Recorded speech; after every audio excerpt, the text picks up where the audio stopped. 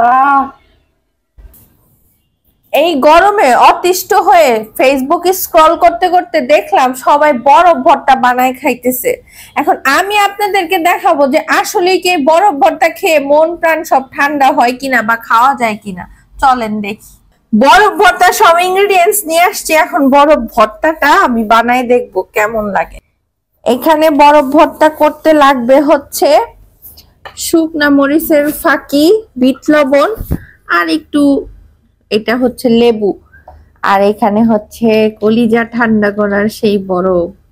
এখন আমি লবণ আর লেবুটাকে এগুলার সাথে কচলাই নিব। যেই একটা হবে সেই, এটা খেয়ে কলিজা নাকি ঠান্ডা হয়ে যাচ্ছে। ঝালটা কম বেশি করে আপনারা নিতে পারেন।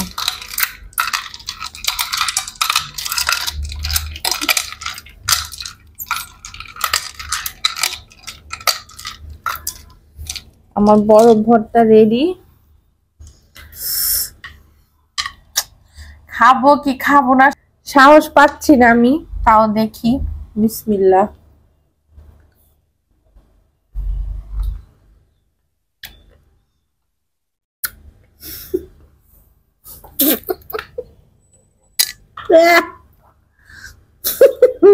আমার কাছে এটাই ভালো লাগতেছে, লেবু দিয়ে শুকনা মরিচ দিয়ে বরফের পানিটা।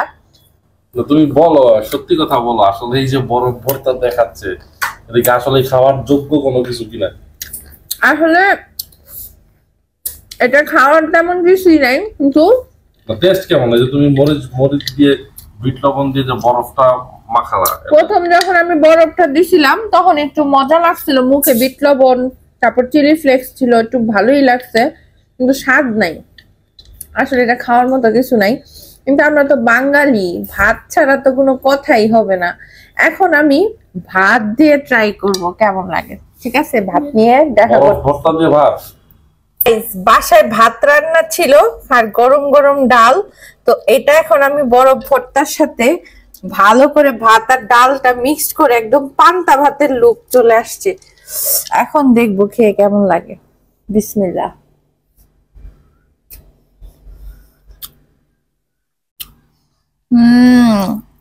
এখন টেস্ট লাগতেছে। মানে বাঙালি ভাতের সাথে সবই খেতে পারে, তাই না? এটি এখন প্রমাণিত হলো। লেবুটা দিয়ে ডালের সাথে, আর পুরা ডালটা একদম ঠান্ডা হয়ে গেছে। এখন বলতে পারেন যে বরফ ভর্তা আপনার কলিজা ঠান্ডা করবে, কারণ হচ্ছে ডালটা একদম বরফের পানির জন্য ঠান্ডা ঠান্ডা হয়ে গেছে। এখন আমি বলতে পারি শুধু বরফ ভর্তা না, ভাত দিয়ে বরফ ভর্তা এইভাবে ডাল দিয়ে তারপর মিক্স করে খান, মন প্রাণ কলিজা সব ঠান্ডা হয়ে যাবে। লেবুটা ডালের পানি দিয়ে একটা রিফ্রেশ কাজ করতেছে।